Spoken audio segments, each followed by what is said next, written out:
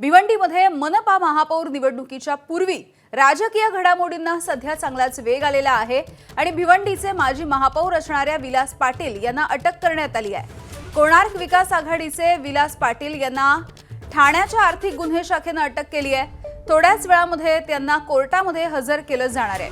घर देण्याचा आमिष दाखवून त्यांनी अनेकांची फसवणूक केल्याच्या प्रकरणी ही कारवाई झाल्याची माहिती आहे।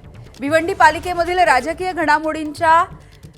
घडामोडी या वेगाने घडत असताना सत्ता स्थापनेसाठी किंग मेकरच्या भूमिकेमध्ये असलेल्या कोणार्क आघाडीला त्यामुळे हा एक मोठा धक्का बसलाय। या संदर्भात बोलूयात, आमचे प्रतिनिधी अनिल वर्मा आपल्या सोबत आहेत।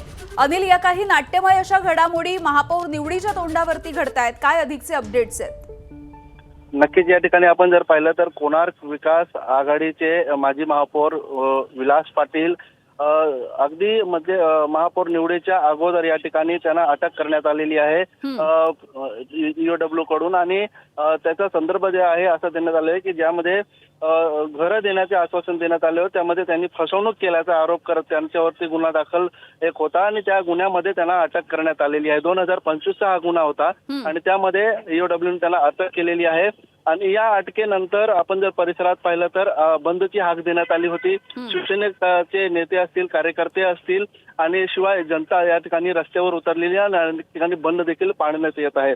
विशेषतः त्यांना आता कोर्टामध्ये या प्रकरणामध्ये हजर करण्यात येणार आहे, त्यामुळे भिवंडी कोर्टात तगडा पोलीस बंदोबस्त या ठिकाणी लावण्यात आले आहे। मात्र महापौर निवडीच्या या जे नाट्य आहे ते या ठिकाणी पाहायला मिळत आहे, परंतु भाजप आणि विलास पाटील यांच्यामध्ये जो राडा झालेला होता त्या राड्यानंतरच हे सर्व प्रकरण जे आहे ते सुरू आहे, त्यामुळे कुठे ना कुठे यामध्ये राजकारण केलं जात आहे असा आरोप देखील केला जात आहे।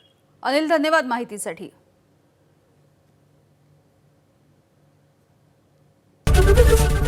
एबीपी माझा, उघडा डोळे बघा नीट।